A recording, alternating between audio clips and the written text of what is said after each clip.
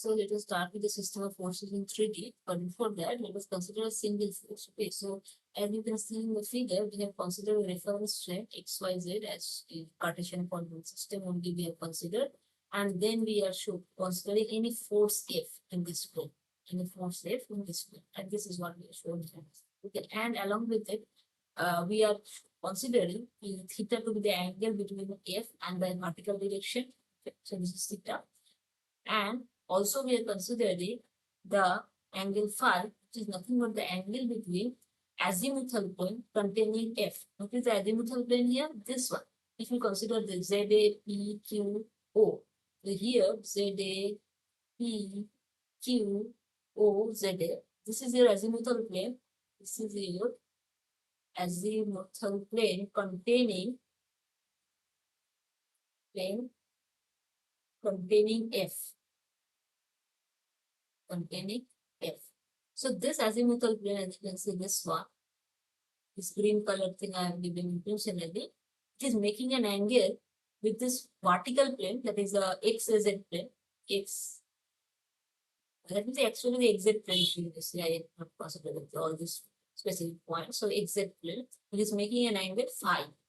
Okay. So this plane, if you take, and this plane, if you take, you can easily consider as if there are 2 pages in your book, and you are holding them like in this position, then the angle between this is the phi. So you can say from here, what is our target? Our target is to decompose F along x-axis, y-axis, and z-axis. That means I want to find out fx, fy, fz in terms of, that means the function of the force itself, that is what the magnitude, whatever magnitude is given to you. Okay, this is the magnitude I'm referring to without the vector direction, theta and the phi angles. We want to find out each of fx, fy, fz as some function of gi, I say, function of these 3 quantities. Okay, so for that, let me just wrap it up all these things. For that, what should we do first? Let us first consider the easiest one. What is the easiest one here? Let us first try to focus on this theta angle. Now, what is this theta angle? Theta angle, as I said, angle between OF, or you may say OP, because I am considering P as a point of, say, action of the force. This force is like this. So this is the angle between F and the Z axis. So if it is the angle between F and Z axis, what is the angle between F and the line OQ? See, Z is the axis perpendicular to the XY plane. Okay, XY plane is the horizontal plane here. Be it horizontal or anything plane perpendicular to the Z axis, right? So if my any line, any vector makes an angle theta with Z axis, what will the angle with the any line in the horizontal? That is any line perpendicular to ZA, OZA. It will be just pi by 2 minus theta. So this amount is pi by 2 minus theta. Okay. So you are getting components of F along Z, F along component of F along Z axis. That means you may say OZA is equals to F cos theta. And along with it, what I am getting, component of F along OQ. Okay, so that means OQ component, or you may say, what is my OQ here? Instead of saying component, what I can say, as if I am projecting the F on the XY plane. You see, if you just consider this point P, okay, here you are as if dropping a perpendicular in the XY plane. Okay, that's parallel to the Z axis. It will reach or rather touch the XY plane at the point Q. That means you are dropping a projection. You are dropping perpendicular from this. That means this one becomes what? Projection of F along this in the XY plane. So Q is nothing but the projection of F in XY plane. That means some plane perpendicular to the Z axis. So what is my OQ? OQ is F cos pi by 2 minus theta, as I said. If you are making angle theta with the vertical, then what is the angle with the horizontal? Pi by 2 minus theta. So that means you are getting F sine theta. Okay, so OQ becomes F sine theta, right? OQ equals to F sine theta. So one thing, already we have got the component of F along z axis. That means this fz is already obtained. We are still remaining to find out fx and fy. Now you see, once we are in the xy plane, this OQ is f sin theta. Now OQ is making an angle phi with the x-axis. Then definitely it is making an angle phi pi by 2 minus phi with the y-axis. So I can say OXA equals to projection of OQ along x-axis. But using the angle phi, what do we get? Projection of OQ means OQ cos phi. But OQ itself is f sin theta. F sin theta. So you get as a whole f sin theta cos phi as OXA. This is nothing but you see the projection of OQ along x-axis. That means it is actually the component of your f, because f already you have projected in the xy plane.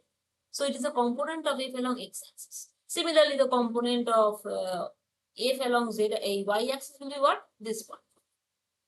Component of y-axis will be a component of f along y-axis will be this one, because this one is now projected on this one. So this much is here required component of f along z-axis. That means fy. Let me use this separate color so that it's easier to understand.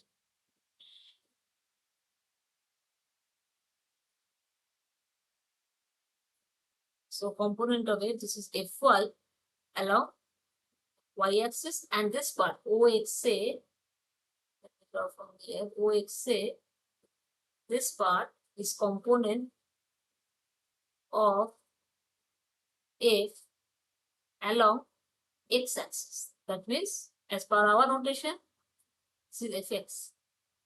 So we get ultimately f sin theta cos phi and this OYA as f sin theta, that means OQ sin phi, OQ sin phi, that means f sin theta sin phi. So as was our motive or rather intuition, we tried to find out or rather decompose f into three components. One turns out to be f sin theta cos phi, another turns out to be f sin theta sin phi, last one, that is along z axis, turns out to be f cos theta. So this is the decomposition of any force given in the 3D plane. So you can easily now get the special cases whenever we are considering any force in the, suppose you already have the information, your force is somewhere here. That means in the xy plane. So that means what? The theta angle is 0. Sorry, theta angle is pi by 2 because it is making a perpendicular 90-degree angle with the z axis. So that means theta is pi by 2 when your force F is a xy plane. That means from here, what do I get? This 0 and here sin theta 1. That means F cos phi sin phi. That means only this angle now matters. So let me just draw it properly. If this is your, suppose this is your F, this is your some F, then what do we do? We can consider two axes here as a parallel y-axis, x-axis. Then if this is the angle phi, okay, just we call back. This is we will draw a plane which will be making an angle with the z-axis like this. Okay, this plane and this plane, angle in between these two is phi.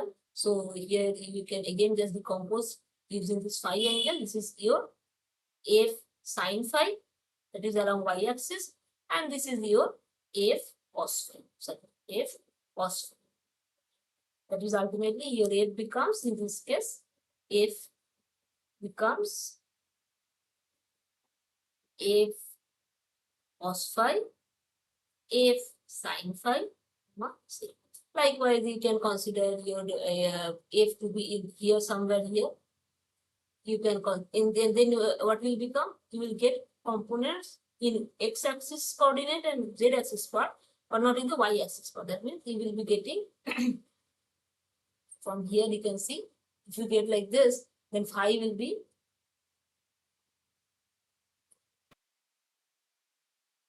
your plane is in this part, then phi is equals to 0. That means you are getting no angle in between. That means in that case, if your force is here, then phi is 0.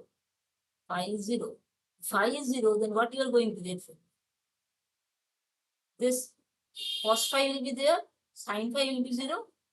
From here you can see this will be 0, this will be there, and this will be there. As is usual also, you will be making some angle. It is here, and my force is somewhere, say, here. Okay, so I am definitely, if you can extend it and see here, there is an angle theta. But what will happen? The azimuthal plane, if you consider, is coinciding with the z-axis, a z plane. Okay, the azimuthal plane containing F is the z plane itself, xz plane itself. In this case, xz plane itself. Okay, so here angle between the azimuthal plane and the xz plane is 0.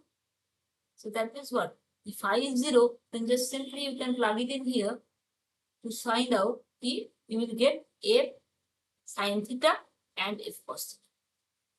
Okay, it will be more clear if you can just imagine from this figure. Now, if your force is lying somewhere here, that means this was a xz plane, and this was the plane containing F. Now, this plane just comes over, merges with this plane. So, what will be the angle in between these two? There will be no angle; they are coinciding, right? So that means phi will be equals to 0. So that will give you the result which I already said. The last one, you can consider it is somewhere what I can say in the x, y, z, somewhere here. Then also the same thing. If it is somewhere here in the yz plane, okay, then what will happen? Phi is perpendicular. That is this plane and this plane, yz plane.